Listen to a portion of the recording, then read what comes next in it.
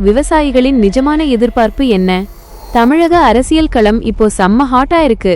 தேர்தல் பிரச்சாரத்துல சொன்ன வாக்குறுதிகளை புதுசா பதவியேற்ற தமிழக வெற்றிக் கழகம் தவக அரசு எப்படி நிறைவேற்ற போகுதுன்னு எல்லாரும் உன்னிப்பா கவனிச்சிட்டு இருக்காங்க.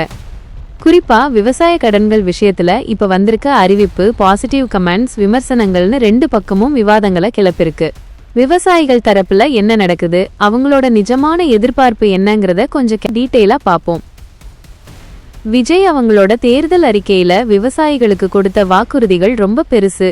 5 ஏக்கர் வரை நிலம் வச்சிருக்க விவசாயிகளுக்கு முழு பயிர்க்கடன் தள்ளுபடி, பெரிய விவசாயிகளுக்கு பகுதி அளவு நிவாரண ஆதரவு, நெல் மற்றும் கரும்புக்கு கூடுதல் குறைந்தபட்ச ஆதரவு விலை MSP.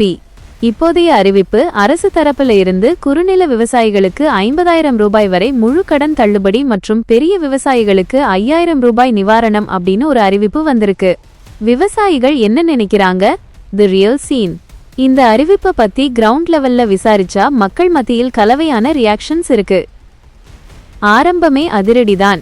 டிவிகே ஆதரவாளர்களும் சில சிறு விவசாயிகளும் இந்த முடிவை வரவேற்கிறாங்க. சொன்னதை செய்ய ஆரம்பிச்சுட்டாங்க. ஆட்சிக்கு வந்த உடனே பட்ஜெட் நிலைமையையும் பார்த்து கடனை தள்ளுபடி செய்ய ஸ்டெப் எடுத்ததே பெரிய விஷயம். கொஞ்சம் கொஞ்சமா மத்த வாக்குறுதிகளையும் நிறைவேற்றுவாங்க அப்படின்னு நம்பிக்கையா சொல்றாங்க. 5 ஏக்கருக்கும் மேல நிலம் வச்சிருக்க பெரிய விவசாயிகள் கொஞ்சம் அப்செட். தேர்தல் அறிக்கையில 5 ஏக்கர் வரை முழு தள்ளுபடி, அதுக்கு மேல இருக்கவங்களுக்கு 50 விழுக்காடு தள்ளுபடி தர்றதா சொன்னாங்க. ஆனா இப்போ வெறும் 5,000 ரூபாய் நிவாரணம்னு சொன்னா அது எங்களோட முதலீட்டுக்கே பத்தாது. விவசாயம் எல்லாருக்கும் ஒண்ணுதான், எங்களையும் சமமா நடத்தணும் அப்படின்னு கேக்குறாங்க. மறுபக்கம் தமிழ்நாட்டோட நிதி பற்றாக்குறை, ரெவென்யூ டெபிசிட் பல 1000 கோடிகள்ல இருக்கு. டாக்ஸ் எதையும் உயர்த்தாம இந்த மாதிரி பெரிய கடன் தள்ளுபடி திட்டங்களை முழுசா அமல்படுத்தினா மாநிலத்தோட பொருளாதாரம் தாங்குமாங்கிறது பெரிய கேள்விக்குறி.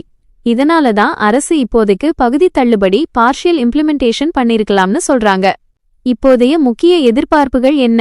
விவசாயிங்க தரப்புல இருந்து இப்போதைக்கு 3 முக்கியமான டிமாண்ட்ஸ் இருக்கு. முழுமையான தள்ளுபடி, 5 ஏக்கர் வரை உள்ள எல்லா விவசாயிகளுக்கும் எந்த கண்டிஷனும் இல்லாம முழு கடனும் தள்ளுபடி ஆகணும்.